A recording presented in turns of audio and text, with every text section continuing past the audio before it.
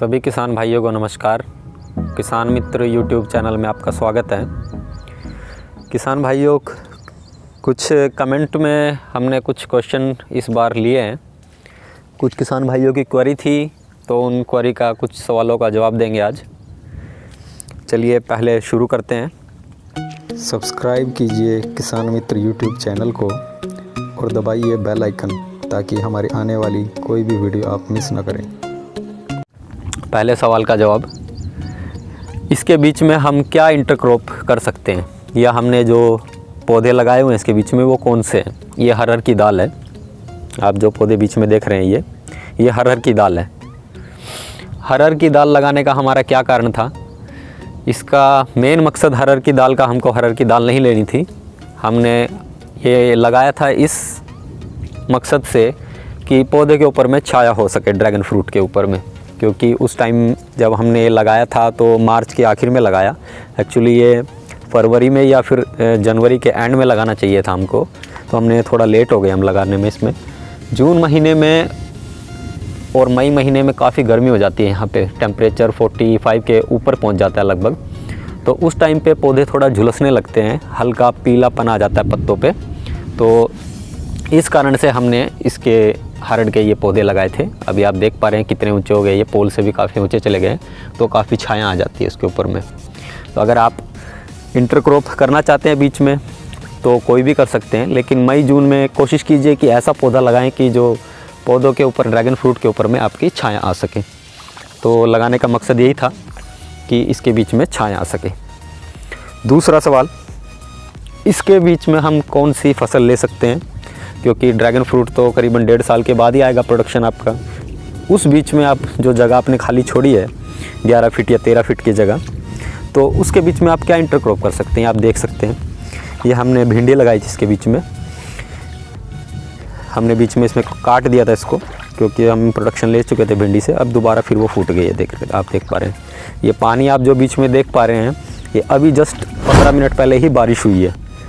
और हमारी लाइन में जहाँ पे हमने ड्रैगन फ्रूट लगाएं, आप देखेंगे कहीं पे भी पानी नहीं रुका। जो भी पानी इसमें रुकता है हम उसको बाजू वाले जगह पे इसको निकाल देते हैं, ताकि इसके बीच में पानी इकट्ठा ना हो। पानी इकट्ठा होगा तो आपका फंगस की शिकायत आ जाएगी इसमें। तो इसके बीच में आप कोई भी हरी सब्जी उगा सकते हैं। भिंडी हो गया, जैसे हरी मिर्ची आप देख पा रहे हैं काफ़ी पुरानी हो गई अब तो ये। हरी मिर्ची, आपका बैंगन या कोई भी पत्तेदार सब्जी आप लगा सकते हैं इसमें। जैसे मौसम रहेगा उस हिसाब से आप अपनी सब्जियां इसमें उगा सकते हैं। तीसरा सवाल, कई किसान भाइयों की यही क्वेरी रहती है कि हमारा एरिया में हो जाएगा क्या। एमपी से, राजस्थान से, उत्तर प्रदेश से, हरियाणा, पंजाब, नॉर्थ जोन से मैक्सिमम सवाल पूछे जाते हैं ये कि हमारे एरिया में ये हो जाएगा क्या। हमारे यहाँ टेम्परेचर 45 के ऊपर चला जाता है, 47 के ऊपर चला जाता है, कि हमारा एरिया में हो जाएगा। हमारी मिट्टी काली है, हमारी मिट्टी दोमट है, हमारी मिट्टी रेतीली है, कि हमारी मिट्टी में ये सब हो जाएगा कि नहीं। देखिए, प्लांट का क्या रहता है, हर एरिया का क्लाइमेट और मिट्टी अलग अलग होती है। कहीं पे गर्मी ज़्यादा पड़ती है, कहीं पे मिट्टी रेतीली है, कहीं पे मिट्टी आपकी दोमट है, कहीं पे मिट्टी काली है। तो अलग अलग मिट्टी का, ऐसा नहीं कि इसके ऊपर में प्रभाव नहीं पड़ता, ये सब जगह एक जैसा उगता नहीं, ऐसा नहीं है। हर क्लाइमेट का, मिट्टी का और वहाँ के पानी का इसके ऊपर में प्रभाव पड़ता है। इसकी प्रोडक्शन पे प्रभाव पड़ता है, इसकी ग्रोथ पे प्रभाव पड़ता है। होने को ये हर जगह हो जाता है, लेकिन डिपेंड करता है कि आप उसको किस तरह से केयर दे रहे हैं, किस हिसाब से आप उसकी टेक केयर कर रहे हैं। अगर आप ये सोच रहे हैं कि आपने इसको लगाया और इसमें कुछ करना ही नहीं पड़ेगा और आप अच्छी इनकम ले लेंगे, तो ये भ्रम बिल्कुल मत पालिए आप अपने दिमाग में। इसमें मेहनत तो आपको करनी ही पड़ेगी। किस मिट्टी में ये अच्छा होता है? ये बलुई रेतीली मिट्टी जो रहती है, दोमट रेतीली मिट्टी, उसमें ये बहुत अच्छा पनपता है। क्योंकि मैं पहले भी बता चुका हूँ कई वीडियो में कि इसकी जड़ें बहुत नाजुक होती हैं। इसको सॉफ्ट मिट्टी चाहिए पनपने के लिए, जड़ों की ग्रोथ के लिए इसको बिल्कुल सॉफ्ट मिट्टी चाहिए। जितनी मिट्टी सॉफ्ट रहेगी उतनी ज़्यादा इसकी जड़ें ग्रो करेगी और उतना ही ज़्यादा आपको फ्रूट आएगा। तो ये तो हो गया इसका मिट्टी का। और टेम्परेचर, अब बात करते हैं टेम्परेचर की, कि इस पे टेम्परेचर का क्या प्रभाव पड़ता है। टेम्परेचर का इसको एक्चुअली पनपने के लिए 15 डिग्री से 38 डिग्री इसके लिए बेस्ट जो टेम्परेचर या तापमान माना गया है। 15 से 38 डिग्री इसके लिए सूटेबल तापमान माना गया है। इसके नीचे अगर तापमान जाता है, टेम्परेचर जाता है तो उसको दिक्कत होती है, इसके ऊपर जाता है तो इसको थोड़ी परेशानी होती है। तो उसका क्या हल है, क्या समाधान है। जब टेम्परेचर आपका 40 डिग्री के ऊपर चला जाता है तो इसको थोड़ी दिक्कत होने लगती है, इसके पत्ते थोड़े पीले होने लगते हैं, ये थोड़े हल्के पीले होने लग जाते हैं यहाँ से। वैसे कोई घबराने वाली बात नहीं है, लेकिन किसान जब देखता है कि पत्ते पीले होने लगता है कि ये तो फसल मरने लगी है, तो वो थोड़ा घबरा जाता है इस चीज़ को देख के। वैसे इसकी ग्रोथ में भी काफ़ी प्रॉब्लम आ जाती है और उस टाइम पे फंगस का भी थोड़ा चांस हो जाता है मानसून के टाइम पे, गर्मी के टाइम पे नहीं, मानसून के टाइम पे और ठंडी के टाइम पे। आप ये चीज़ नोटिस करेंगे कि गुजरात और महाराष्ट्र की जो मिट्टी है वो थोड़ी रेतीली और थोड़ी पथरीली मिट्टी है, उसमें एयर गैप ज़्यादा रहता है। एयर गैप ज़्यादा होने की वजह से आपकी जड़ें बराबर इसमें पनपती है। हमारी दोमट मिट्टी क्या रहती है, थोड़ी ये गठी हुई मिट्टी रहती है, मजबूत रहती है मिट्टी, इसमें थोड़ा इसको पनपने के लिए हल्का सा दिक्कत पड़ता है। ऐसा नहीं कि इसमें होगा नहीं, हो जाता है इसमें, क्योंकि ये मिट्टी उपजाऊ है काफ़ी। तो इसको पनपने के लिए मिट्टी एकदम सॉफ्ट चाहिए। ठंडी के मौसम में इसको कैसे बचाया जाए, जब टेम्परेचर हमारे नॉर्थ साइड में टेम्परेचर 2 डिग्री तक पहुंच जाता है, 5 डिग्री तक पहुंच जाता है, तो उस टाइम पे इसको फंगस का बहुत ज़्यादा चांस हो जाता है और उस टाइम पे इसकी बहुत ज़्यादा केयर रखनी पड़ती है।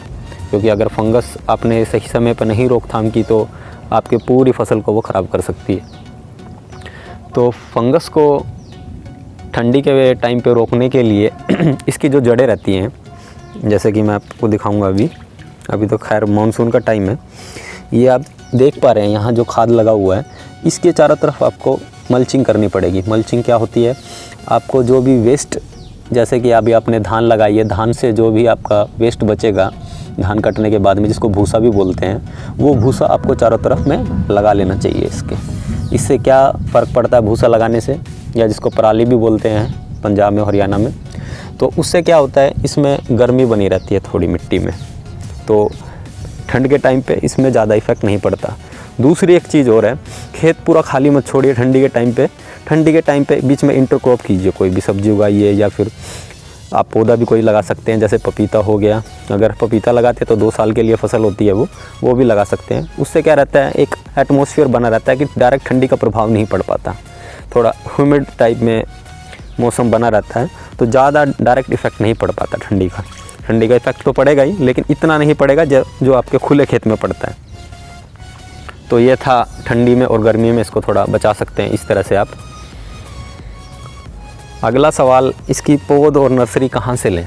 देखिए, हम कोई फार्म या कोई नर्सरी आपको रिकमेंड नहीं करते, क्योंकि अभी क्या हो रहा है कि हर कोई अपनी नर्सरी बेचने के लिए प्रोपेगेंडा कर रहा है कुछ ना कुछ, कि हमारा प्रोडक्शन इतना देता है, हमारा इतना देता है। आप जहाँ से भी नर्सरी लें, आप कहीं से भी नर्सरी लीजिए, आप ये चीज़ का ध्यान ज़रूर रखिए कि वो किस क्लाइमेट में हो रही है और आपका क्लाइमेट क्या है, यानी आपका वहाँ का वातावरण, आप जहाँ लगाना चाहते हैं और जिस एरिया से आप नर्सरी ले रहे हैं वहाँ का वातावरण में कितना डिफरेंस है।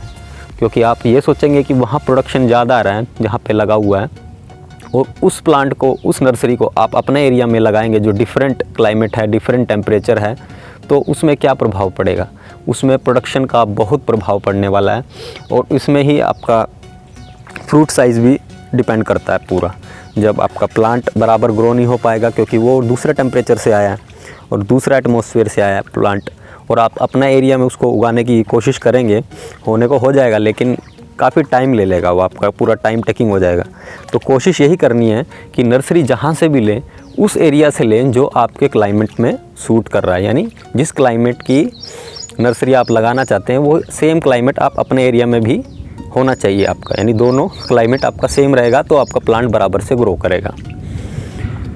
एक सवाल और बहुत बार पूछा जाता है मेरे से, हमारे चैनल पे कमेंट भी आते हैं या हमको कॉल भी आते हैं, कि हमने ड्रैगन फ्रूट लगाया, हमको 2 साल हो गए, अभी हमारा फ्रूट साइज़ 200 ग्राम 250 ग्राम बन रहा है, इससे ऊपर बन नहीं पा रहा, तो हमको क्या करना चाहिए, आप क्या खाद मिट्टी डालते हैं, आप हमको थोड़ा रिकमेंड कीजिए। देखिए ऐसा नहीं होता, खाद मिट्टी केयर तो आप भी कर रहे हैं उसमें, ऐसा नहीं कि आप हाथ पे हाथ रख के बैठे हुए हैं। लेकिन क्लाइमेट में मैं जैसे कि पहले भी बताया कि आपने नर्सरी किस क्लाइमेट से ली है, ये भी काफ़ी उसके ऊपर में डिपेंड करता है।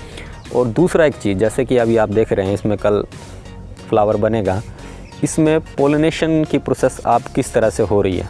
पोलिनेशन क्या होता है, फल बनने से पहले जो परागकण रहते हैं एक फूल से दूसरे फूल में परागकण का ट्रांसफ़र होता है, तो उससे आपका फल बनता है। परागकण का ट्रांसफ़र कौन करता है, ये मधुमक्खी करती है।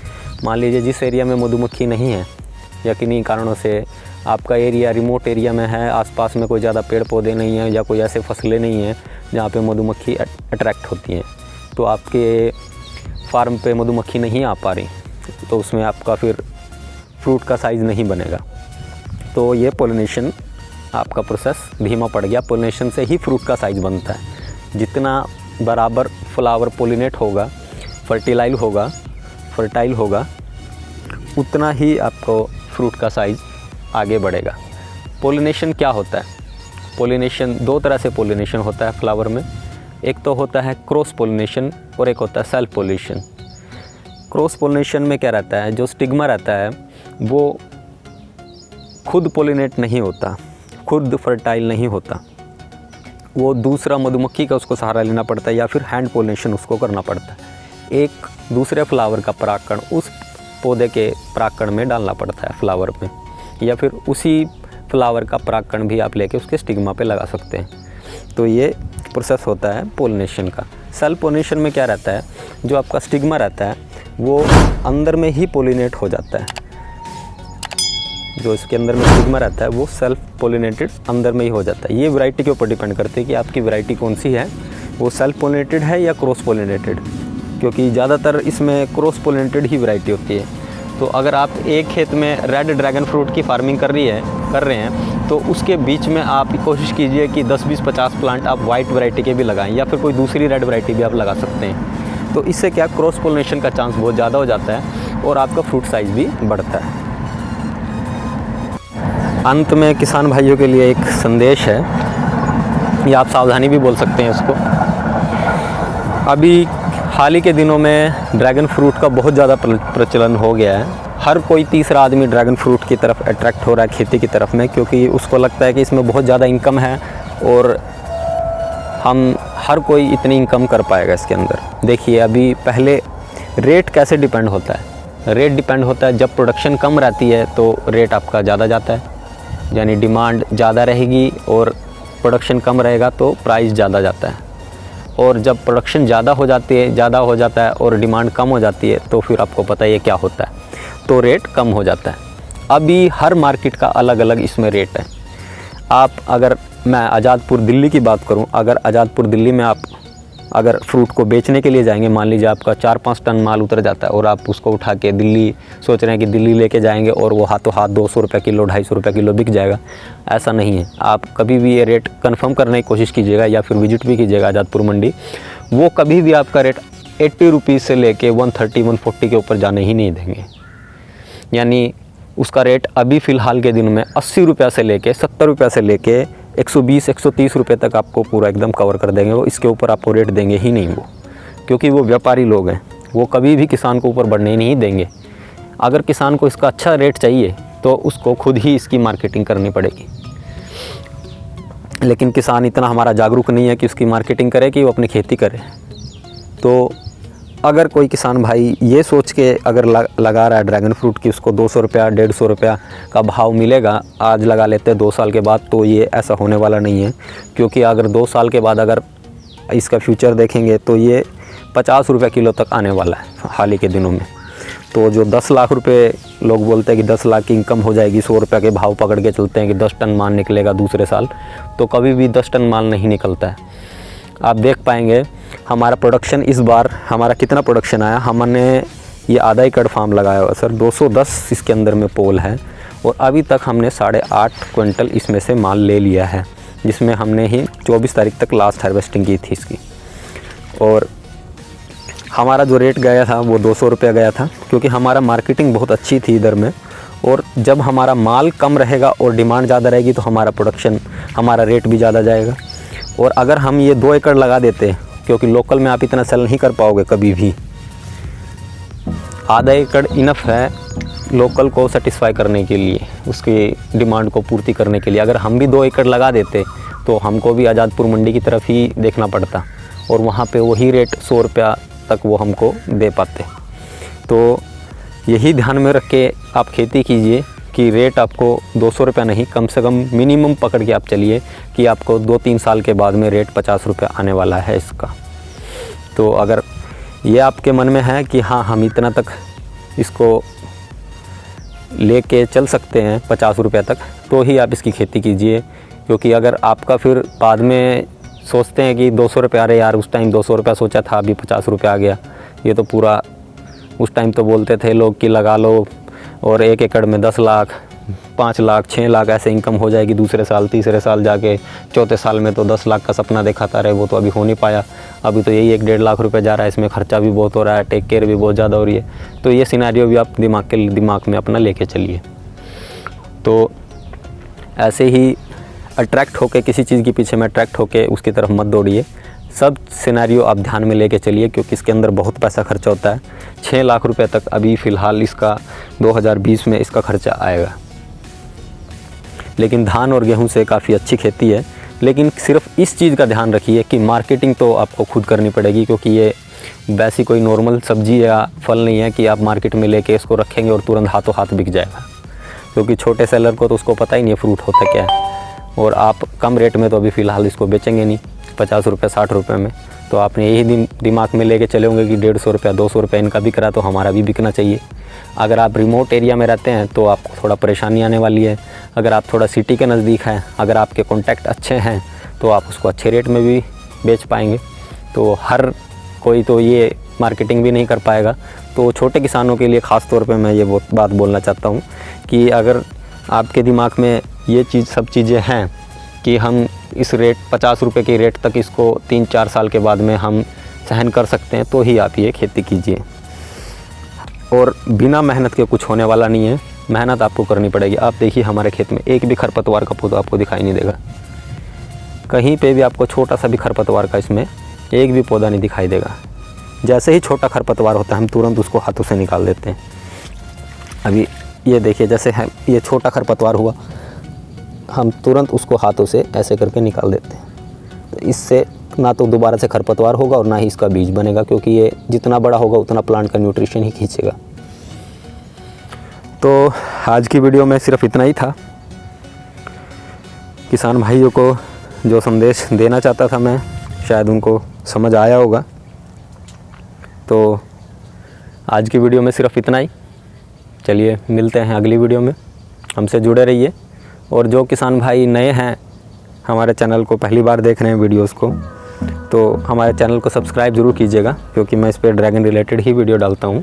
अगर किसी किसान भाई की कोई क्वेरी आती है या फिर कोई समस्या आती है तो हमको कमेंट सेक्शन में अपनी क्वेरी या क्वेश्चन भी पूछ सकता है। हम मैक्सिमम कोशिश करते हैं कि उसका जल्द से जल्द रिप्लाई ज़रूर करें। तो वीडियो देखने के लिए बहुत बहुत धन्यवाद। मिलते हैं अगली वीडियो में।